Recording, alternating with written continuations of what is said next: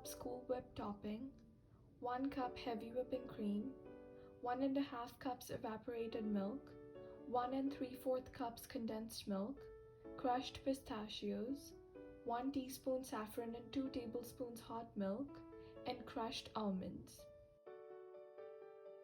With the condensed milk in a bowl, add the evaporated milk, heavy whipping cream, and Cool Whip.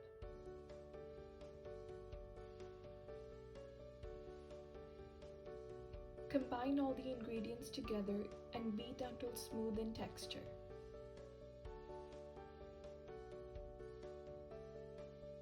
Then add the saffron milk, crushed pistachios, and crushed almonds. Stir evenly.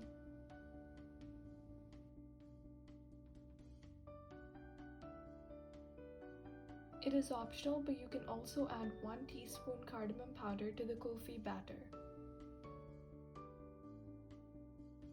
Pour the mixture in your choice of cups.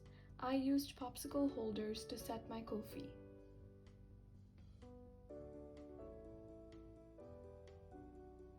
Freeze them for at least 5 hours. To unmold, place the cups in warm water for 20 seconds for easy removal. This summer, relish these kulfis.